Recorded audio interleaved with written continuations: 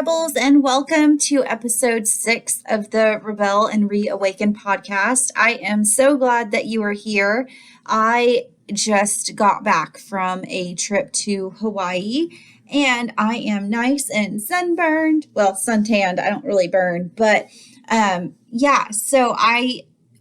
eyes are a little bit puffy. I am jet lagged and just trying to get over it, but I came back and interviewed this woman named Racine, and she's a new friend of mine. I'm so excited for you to hear her story and to get to know her. She grew up in Texas just like I did, so she's a Texas native, yay. But so we talk about everything from growing up in a place where drinking was normal. We talk about teenage drinking, and then we talk about drinking in college, and we talk about the effects that can have on our developing brain and how your drinking can go from what is seen as normal drinking, normal teenage behavior, to being very problematic, and you may not even realize that it's happening. So during this conversation, we talk about building a toolbox for when times get tough. And I know this podcast is primarily geared towards people in recovery, but I really think this episode is for anyone who is trying to make changes in their lives, whether it's trying to stay on a diet or trying to get healthy, trying to stop any problematic habits that you may have, or just generally trying to make some good changes in your life. This might be a good podcast for anybody who's going through a breakup and just needs some accountability to not go back to a toxic relationship. So I really hope that you'll stick around and listen to Racine's advice, listen to her story, and gain some hope from it, and gain some tools that you can use when times get hard, when change gets tough. Because she really does give some good tips in here. She talks about building a toolbox and having people that you can be brutally honest with and who you can tell the truth about where you are in life. So without further ado, we shall hop in. All right, so tell us a little bit about yourself growing up. Just start at the beginning. Awesome. So my name is Racine. I just turned 30 years old. I have grown up in Texas and lived in Texas my whole life. I have a boyfriend named Andrew, who I love very much, and 3 dogs. We don't have any kids, but we have 3 dogs. So, that kind of keeps us busy. I have 3 sisters. I'm in the middle. So I have 2 older sisters and 1 younger sister. Growing up, we were all very close. We did a lot of stuff together. We were very family oriented, and we still are family oriented. My parents are still together, which is kind of rare these days. They very much are still in love, which is amazing to see. So my childhood, I would describe it as very middle class, normal. It was a great childhood. I was very close with my father. We went fishing a lot. He took me hunting. We spent a lot of time together and just as a family unit as a whole. And our family's relationship with alcohol has always been very open. So when I turned probably 15 or 16, my parents would let me drink at home. They knew I was there, so they knew I was safe with them. And so it was very relaxed, very comfortable. I would have friends over and they would ask their parents if it was okay if they, if they drank. And so we did a little bit, it wasn't really my thing. But that's what I did with my family. We lived right by the river, so we were outside a lot and drinking beers and stuff like that. So it was very normal. And then I actually graduated a year early. So I had just turned 16, I think it was 16, when I graduated in 2009. And I decided to go to college right after that. So in the summer of 2009, I turned 17, July. And then I moved to college in August. So, I mean, I was freshly 17 when I went to college. And I would say that's really where my relationship with alcohol kind of took a turn for the worse. I was so young and I was about an hour away from home, so not too far, but far enough to where my parents weren't monitoring me. They weren't able to see what I was doing with it. And so I made a lot of friends that were either 20 or already 21. And so I got a fake ID real quick. I realized if I'm going to hang out with these people, I need a fake ID and I need to be doing these things. And so that is when my relationship with alcohol turned into a problem. And I wouldn't know this for years. I mean, it took me maybe 5 to 10 years after having that awful relationship of even realizing, whoa, okay, something's wrong here. What's going on?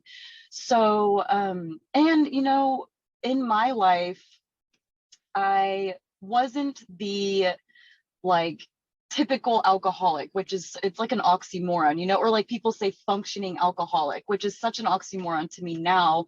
But I was that way. Like I thought of myself as a functioning alcoholic. I had never gone to jail. I didn't have any DUIs. I had never hurt myself or anybody in a car accident, never got in trouble. I was going to college and had a full-time job.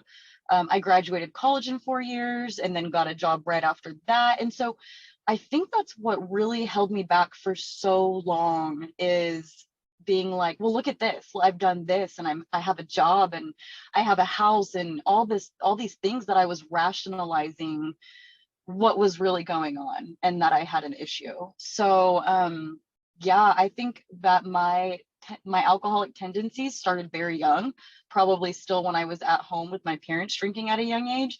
And then as we know, alcoholism is such a slow progressive disease. Sometimes it just got worse and worse. And what the breaking point for me was, well, I think it was like 3 years ago. I finally came to my parents and said, hey, I'm an alcoholic. I need help. And that was like what I thought then was my rock bottom. And oh, it's funny how you think you're at rock bottom and then it just keeps going. But so I let them know that, and they were 100% behind me.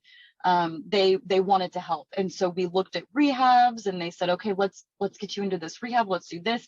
And I just wasn't ready at the time. It was scary for me. In my mind, I was like, I can't leave my job. I can't leave my dogs and my boyfriend and my house to go to rehab. Like what the heck? And I think there's a stigma behind stuff like that. And I was very much a person that, believed in that stigma of, oh my God, what am I going to do?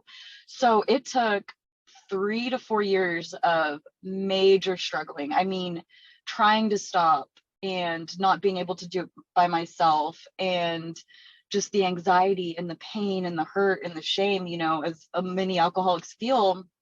And it was a nightmare. It was a nightmare once I had realized I was an alcoholic but wasn't getting the help that I needed. It was years of, I felt like, just wasted energy of, I was always tired and I needed this, alcohol, this substance to get me through to the next day, and it was just the worst feeling. And so in January of this past year, the beginning of the year, I'm going to be honest, I went on a bender, a crazy, probably week long, maybe even longer than that, where I was drinking the moment I woke up and I was not stopping until I passed out. And my boyfriend came home one of those days, and it was probably 2 p.m. and I was so passed out cold, he could not wake me up. And it really scared him. And so, eventually I did wake up. I think it was a couple hours. And meanwhile, he's sitting there next to me, making sure I'm still breathing and checking my pulse. And I can only imagine what that was like for him, just being terrified. And I finally got up and I went to the bathroom. I threw up all over the bathroom floor, and then I passed back out. I don't remember any of this. It was awful. And so, that next morning he woke up and said, I can't do this anymore. I'm so worried about you. I'm scared that you're going to die, or I'm going to come home to you dead.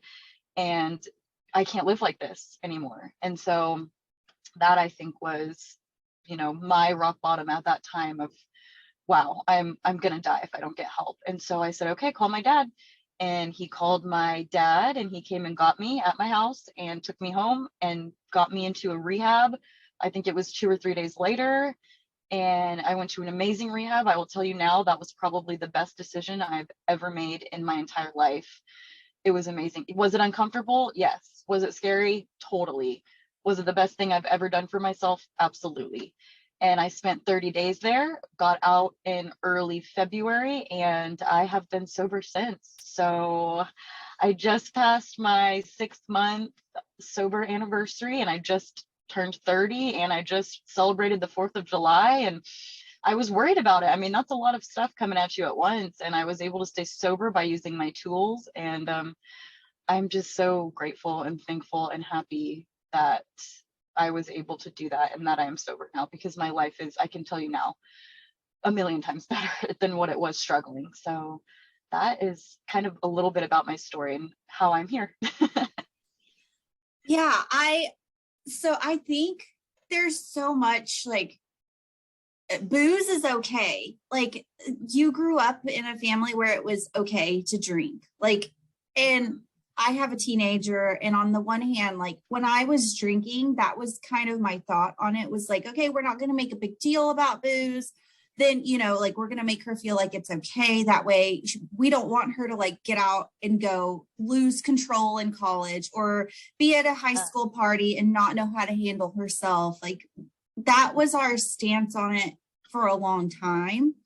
But then when I stopped drinking, I was like, this is so much better. Like, I don't want her to think that she has to drink or that it's only socially acceptable to be at a high school party with a beer in your hand.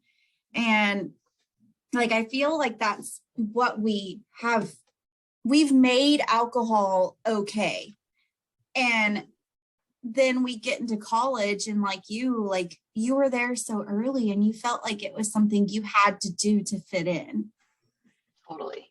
And I hate that for our kids. Like I hate that. And I live in Dallas, like I told you. And I feel like mommy wine culture is so huge here.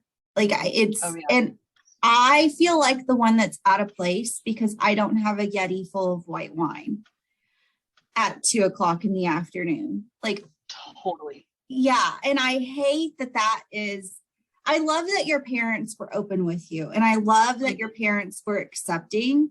And I think that like, if there's a fine balance between having that open, honest relationship with your kids and making it seem like something is the way that it's supposed to be. Like there's that balance. Growing up in my family, booze was everywhere. Like we grew up in a small town, we lived in a small town.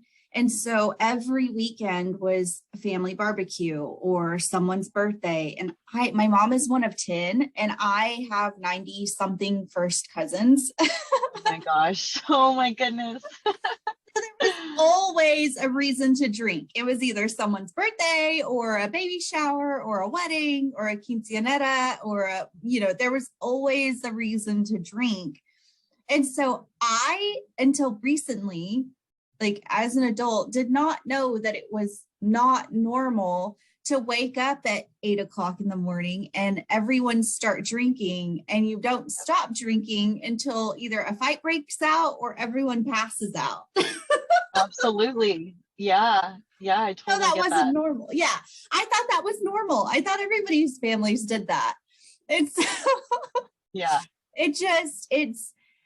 I try to change the narrative around booze with my daughter and her high school friends. And because I feel like we're doing these kids a disservice of teaching them that this is the only way they can have fun. Yes. Yeah, I agree with that. Yeah. And I've thought about that a lot too. I'm not sure if I'll have kids. I want them, but I have a lot of things in my life that I still want to do before having kids. So we'll see. But I've had this cognitive dissonance in my own brain of, so my family, I had a great childhood. I grew up and my parents were cool and they looked out for me and I was able to do these things. And I'm like, well, this happened to me. So do I be like the strong parent where I'm like, you can't do anything, or the overbearing parent where they aren't allowed to drink. And then what if they go crazy because I don't allow it? And so I think that I have come, and I'm sure I'll think of more things when that time comes, but in my own mind I think that just being open and honest about everything of, you can make these decisions yourself. When you leave this house, I don't have control over every little thing you do, but this is what can happen if you are not careful. And sometimes you can be 100% careful. And, alcoholism is just, it doesn't discriminate against anybody, any age, any economic status, nothing. It can ruin lives. And as long as I'm open and honest with my children about what I went through, my story, and I think that they should be able to make those decisions on their own and be careful. And I hope to God, like, it stresses me out because I don't even have kids, and I'm like, I don't want them to go through what I went through. So I think it's just being open and honest, having that open dialogue with them all the time about it, and allowing them to then choose on their own, and just hope that they make the right choices. You can't do it for them. And everyone knows that you can't force an alcoholic to get help. They have to want help themselves. And it's kind of the same thing with another human being. You can't force them to be a certain way. So it scares me. Yeah. I was a drug addict in high school, and I've always, and my degree is in addiction studies. And so I was a single mom to my daughter the entire time I was in college. And so I went back to college when I found out I was pregnant. I found out I was pregnant in June, and I started college in August. And so, her entire life, she has grown up knowing about addiction and knowing that I was an addict. And actually, she listens to my podcast and she helps run my social media. But I've always been open and honest with her about the fact that addiction is hereditary, and I was an addict, and this is what happens to the teenage brain when you start doing drugs and alcohol at a young age. And so I've always just been super open and honest with her about that. And now that I don't drink, but my husband does, she sees both sides of the coin. And I wish that was something that was more readily available to teenagers. And I wish that there were better emotional tools out there for kids to learn how to cope with their emotions without drugs and alcohol. Yeah. But so I have friends that are like starting programs and stuff like that. And I'm like, yes, please do it. Like, kids need to know that they can have fun without drugs and alcohol, and they need to know how to manage their emotions without drugs and alcohol, because like you were 17 and totally immersed in this adult life in college, and probably didn't have the tools to have fun without alcohol, and or like how to manage these adult emotions as a still very young adult / teenager in an adult world. Yeah, 100%. So, okay, so I want to talk about your birthday and 4th of July. Like, huge happy birthday. Thank you. So I see this a lot on Facebook groups, which we met through a Facebook group, but I see this a lot of people like, how do you have fun? How do you celebrate birthdays? How do you do these things sober? And I know I've learned that I have way more fun sober than drunk. But for people who are very new in recovery and these big milestones come up, I see it all over social media. They don't know how to handle it. So what tools did you use to stay sober during this huge birthday? Because 30 is huge. And I know I did my 30th big, and I got wasted and like don't remember much of anything. And I like did this year sober. This year I turned 37 and I loved it and had a blast. Oh, totally. And I think this is my second birthday that I've celebrated sober, but this one was by far the best. But so what did you do to stay sober these past couple of weeks? So I Gosh, I have actually not been dreading, that weekend, the 4th of July, 30th birthday weekend, but very nervous about it. Because in the past, kind of like you were saying, I would spend the entire week or two before drinking and partying, and a lot of my friends take off that whole week, and we live right by a lake, and it's just basically revolved around drinking. And it's been that way since I was 17, 18. So I mean, a very long time of that type of celebration, I guess. And so I knew this was coming up. And whenever I have a stressful situation coming up or know that it might be a difficult time, I literally have to do inventory of my toolbox. What do I have that I can grab when I'm feeling very weak, or if I get upset, or if I'm craving, honestly. And so it's nice to just go over those in your head before anything even happens, because you'll have them right there ready. So that's kind of what I did. And one of my tools is my support system. Not everybody has a great support system, but that is one of my major tools. My boyfriend, he does still drink, but he is very in tune to how I'm feeling and knows when to, okay, let's go home, say, well, okay, let's go home. That's enough, So I let him know, hey, look, this is going to be a real big weekend for me. It's my 30th. It's the 4th of July. I'm going to need your help. And he was on board with it. So that's kind of one of the things that I did. And then another really great tool that I have used are positive affirmations. And I had originally heard about positive affirmations or using affirmations actually before I got sober in the job that I worked with. So I work in an industry that they talk about positive affirmations a lot. And I'm not going to lie, when I first heard this or heard someone say, just do your positive affirmations, I was like, what the heck? Oh my gosh. So you're going to look in the mirror and pump yourself up. And I just thought it was the funniest, like cheesy thing. And, going through rehab and also them talking about it, it has honestly become one of my biggest tools for a lot of reasons. So, we all have those bad days, or you wake up and you're just on the wrong side of the bed, or you feel anxious, or you're craving. And one of the quickest, easiest things that you can do is positive affirmations. You don't have to call anybody at that moment. You can, if you can't call anybody, if you're in the position where it's 3 a.m. or no one's picking up or whatever, this is something that you can do for yourself to help you get through it. And so you can start with the most simple affirmation, like, I have a roof over my head. And it's very simple, but it's true. And so start with very simple things like that. I have a roof over my head. I have, a sister that loves me, or a brother that loves me, or a boyfriend that loves me, whatever you have. I have a dog that loves me even. And just come up with those simple ones and build from there. And it helps if you say them out loud, which sounds funny, and I have a funny story about that. I was doing my positive affirmations one morning on my front porch, and our neighbors are very close by. And I had my eyes closed, but I was saying my affirmations out loud, and I was ready to go, and I'm like pumping myself up.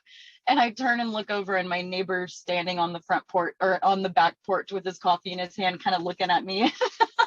So it was funny, but you know what? I didn't care, because I was making myself feel good with those positive affirmations. So start simple, start small. And if you're like me, I have a very, God, I have to write everything down. I make lists on everything. And so just start a list of everything that you are thankful for. That could be on your positive affirmations list. So I have everything from, I am intelligent, I am smart, I have a job, I have people that love me, things like that. And then I like to take it kind of a level further. So like, yeah, I can say I have a job, cool. But as everyone knows, sometimes jobs can be the one that's causing your stress or causing your anxiety, whatever it is. So take it one further and say, I have a job that allows me to have my weekends off. So even though your job may be causing the anxiety, that positive affirmation is telling you, but hey, look at this, I get my weekends off. Or I have a job that allows me to be in something that I love, things like that. So the positive affirmation, and then another layer that kind of speaks to that first part of it. And it's when you start going, you can have a bad morning and you don't know what you want to say. And so just get those first few out, get those first three, come up with three good ones that you can say even when you're upset. And you'll be surprised how easily they come out after that. You think of, wow, I didn't even think that I was, that this was something great about my life that I didn't know, they just flow, and it's awesome. And I like doing those in the morning. I take my showers in the morning. And so that shower time, 10 minutes, whatever it is, that's what I'm focused on, is what are my positive affirmations today? How am I feeling today? How can I start this day off on a positive note, even if I'm feeling sick or depressed or anxious or triggered, whatever it is, how can I turn that around? And so I will sit there in my shower and say these positive affirmations out loud. And it might sound silly, but I promise I feel better almost every single time when I get out of that shower. I'm ready to start on a good note, because you're thinking about the positive things. Your mind is focusing on the positive, even when you don't want to be. You're kind of tricking your mind into that mentality of, look at all the, maybe this is going wrong or this is going wrong, but wow, look at all of these things that are going right. And look at all these great things that I am blessed for and thankful for. And so it's a simple trick. It's easy. All it takes is yourself and your voice and saying it out loud, and your willpower, honestly, and just your commitment to doing it. And it's crazy what that can do to your thought process. And you're almost speaking it into existence as well. It's great. You're speaking everything you're positive about, and it really does make a great difference. It does have a positive impact on my morning every morning. Yes. Okay. Sorry, I hit the wrong button and it brought up my news, my news feed instead of unmuting my mic. No, yeah. What you said about speaking it into existence, I think people get kind of turned off. They're like, oh, that's too woo-woo for me. But it's true. Yeah. There's science behind it. Your brain, and I talked about this in the last episode, but whatever, you speak, your brain will start to try to make it a reality, and it'll start making you see things or do things, or it'll point things out to you.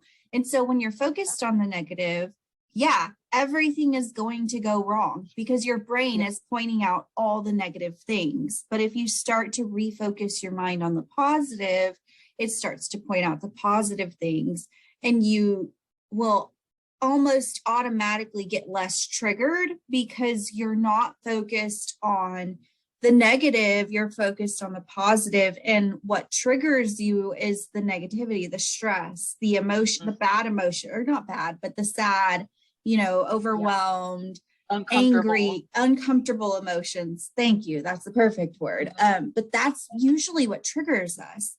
I know sometimes I get triggered with because with family, because that's normal.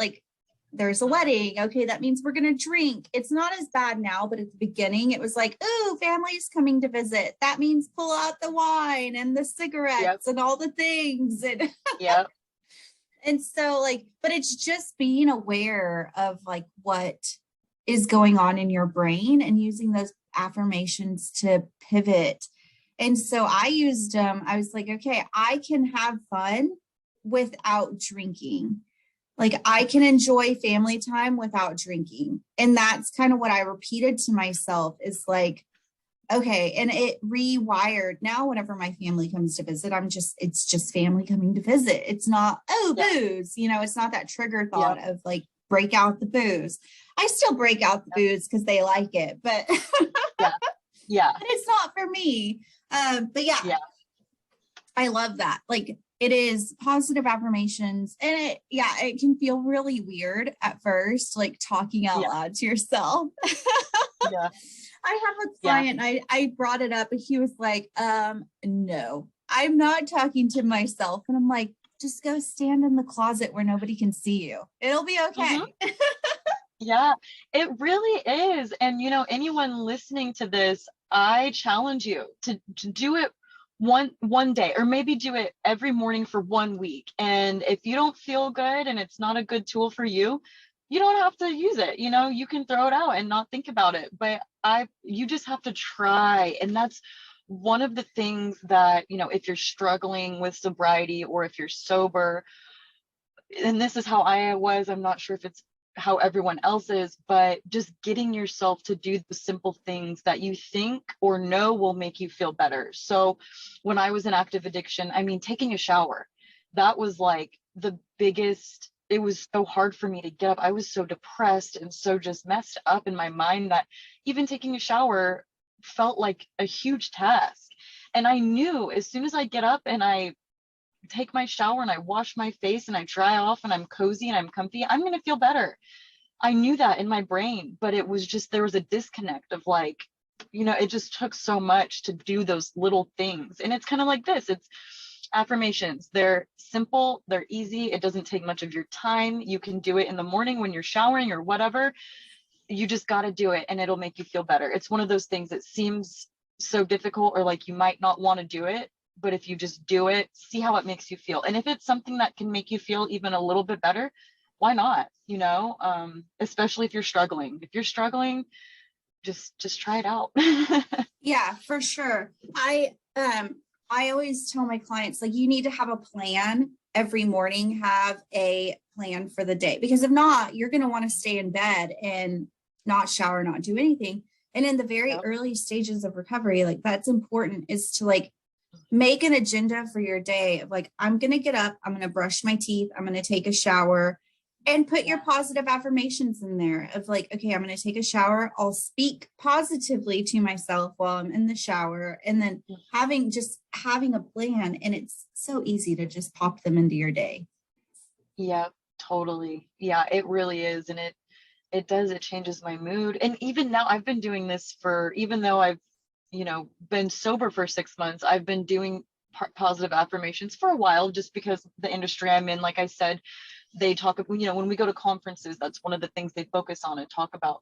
And even now, especially when I'm in a really bad mood or I feel like just awful, even now I'm like, oh, I don't want to do that. Like, that's so dumb. I have those thoughts, and I make myself do it. And I guarantee you, when I get out of that shower, even if I'm still upset, it's okay to still be upset. But if it improves a little bit, then that's all I'm looking for. That's all I need in that moment, is to just help me out a little bit. Right. Yeah. It's that little boost of Totally. positivity. Okay. So I know you kind of touched on this, but is there any other advice that you would have for people in early recovery? Get your toolbox ready, y'all. Like I had mentioned, list out literally who you can call, who you can go to when you're feeling weak or you need help. Get those people lined up and get them on board with what you're doing. One of the reasons it took me so long to actually take steps for myself and my sobriety was because I wasn't being honest with people. You have to be honest with people so that they understand, maybe not understand, but know what you're going through. And it took forever because I lied for so long. I'm fine. I'm fine. I'm fine. And on the inside, I was not fine. So be honest with those people and it's scary being honest, because then it's like, oh, well, they're going to hold me accountable. Accountability is scary. You don't, if you're not ready, it's a scary thing. But it's the best thing you can do, because you're going to have that extra help when you're feeling weak. Instead of them calling you up and, hey, let's go get a drink, they're going to know they can't say that anymore. And they're going to be there for you in a way that you don't have them if you haven't been honest with them. So yeah, get your people, be honest, and write these down literally in a notebook of where you can reach out. Another thing that helps me is having my material that I had available when I was in treatment. I still have all of my books. My Smart Recovery book, my AA book, my Recovery Dharma book. I have all of this at my fingertips for when I'm feeling real bad or having a bad day or just need a pick me up. I'll go read a chapter out of the book and remind myself why, why I made this decision, because it's the best decision for me. And then, choose a program if you can. I was never really big into programs, but they have a lot out there. It's not just AA if that's not your thing. If you know, AA speaks to a higher power, so, and that doesn't have to mean God, it can mean anything for you, but if that is not your cup of tea, it's fine. There's recovery dharma, which is very I think it's Buddhist based, I'm not 100% sure, but it's very meditative, you know, so they do a lot of meditations and things like that. Or if neither of those are yours, do smart recovery. It literally takes information, science, you know, how your brain works, and points out why alcoholics exist, how it happens, how to stop it, what it does to your brain. And that was awesome. I read that. I got my smart recovery material and I read the whole pamphlet. And gosh, it was like less than a week when I was there, because it's very interesting. So if your mind is more science-based, do that. But all of that being said, there are programs out there that you can find that will help you in the way that you want to be helped. So yeah, really, you know, get your people together, get your list together of how you're gonna tackle this. Be honest with people, try and join a program that has meetings. Yeah, say your affirmations. Yeah, my favorite one is and all kinds of places call it different things, but it's basically like play the tape out, where like you Yes. know your worst drunk, like that was passing out and puking all over the bathroom floor and putting your boyfriend Yep. through that trauma. But like that's one of the tools that I like to give to my clients is like, what was your worst drunk? Write it out, or at least like have it very well in your brain, so that when you're really triggered and you're really tempted, you can play that tape out and remind yourself of the worst place that alcohol has taken you. Yep. And yeah, and just remind yourself that you don't want to be there. Oh yeah. And it's so easy to say, I can just have 2 drinks. Okay, so then Mm. don't stop there. In your mind, play it out. So what happens when you have 2 drinks? Well, I'm gonna have 3 more or 4 more or 5 more, and then what it's gonna happen? Because it doesn't stop at I can just have 1 drink or I can just have 2 drinks. It never stops there. But that's where our mind stops until you actually do it, until you're having that 1 drink, and then it goes. So you got to play that tape out from the beginning of, what is this going to look like if I do have 1 drink? How am I going to act? What's going to happen tomorrow? Yeah, so playing that tape out really does, that works as well, you know. Yeah, for sure. Okay, so last question. What are your hopes, dreams that you have that you're looking forward to? Because I think you're at a place where you're finally like, you're not stuck in the, okay, my only thought is not drinking. It really sounds like you're like starting to live life again. And so what do you like? What are your plans, hopes, dreams? What are you going to do? Gosh, that is such a loaded question. You know, because for a long time, you just have, when you're in active addiction, you don't have time to think about the future. And it's literally just, how am I going to survive this day? How am I going to get through this day?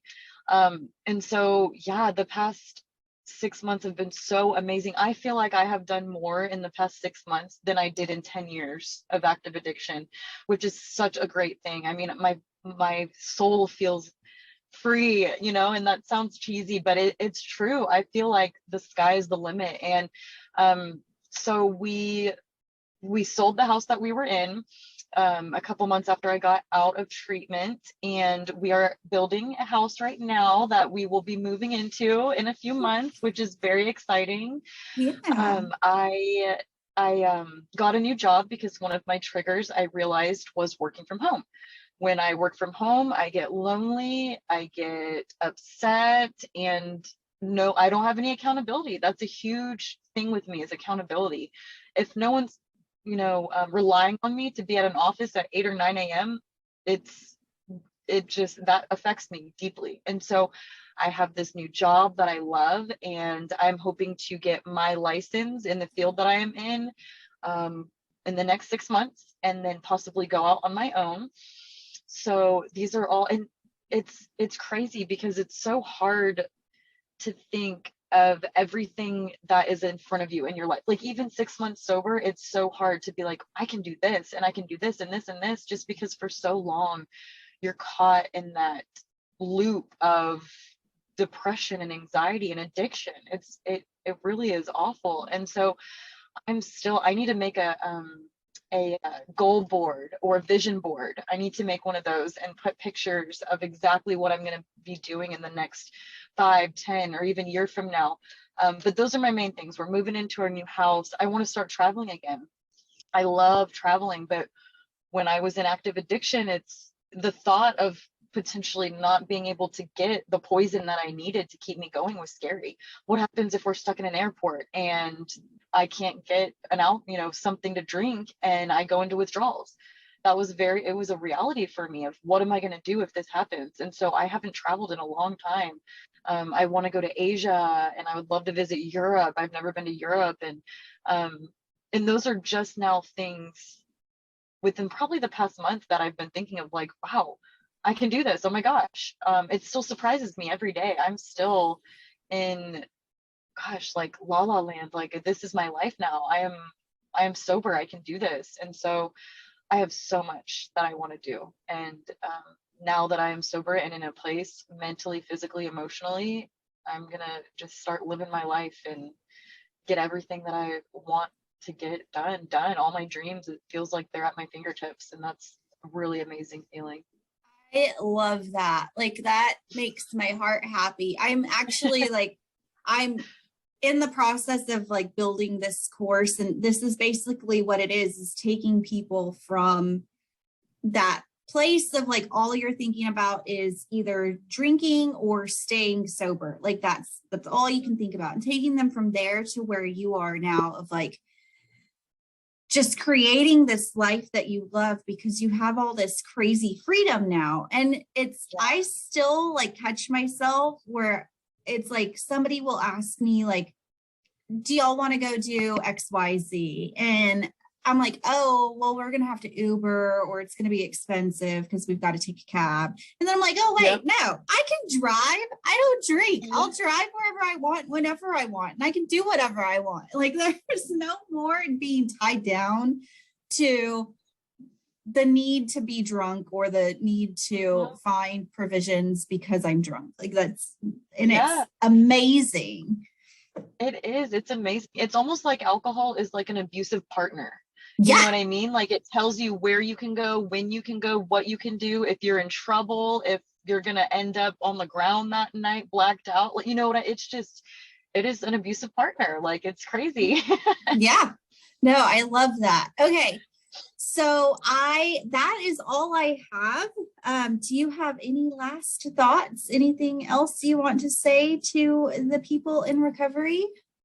Yeah, just keep fighting, man. Keep doing it. Keep moving forward. Some days it feels like it's not possible or that you can't do it, but just know it is. If it's possible for me, it can be possible for you. And just say your positive affirmations, have your toolkit ready. Just keep fighting because it's so, so much worth it on this side of sobriety. It is worth every tear that you have right now or every anxiety you have. It is so worth it being free of all of that, and just keep going, man. I love it. Well, thank you so much for your time and for being here, and congratulations. That's 6 months. Yay. Thank you so much. Okay, talk to you later. Bye. All right. Well, thank you for listening. I hope you gained some insight and some knowledge from Miss Racine. She had a lot to share and a lot to give us. I am looking forward to getting to know you more. If you have any questions or you are ready to create your own personal toolbox, you can hop on over to the Rebel VIP membership and join today. We will be creating a personalized toolbox just for you while we dig in deeper to this podcast episode. I am going to be running in the Shatterproof Race Against Addiction this fall, and so I am accepting donations for that. I am about $100 shy of my goal, my fundraising goals, so I will link that below in the show notes. If you are interested in donating to this podcast to keep us going, you can do that below as well. It is under the show notes. It'll be linked and it says, buy Teresa a coffee. That is always appreciated, and I will give you a shout out on the podcast for those donations. If you are interested in one-on-one coaching to start cultivating an abundantly fulfilling life in recovery, you can always reach out to me, and I will link that below as well. As always, be well, be kind, and may you find some joy this week. Bye-bye.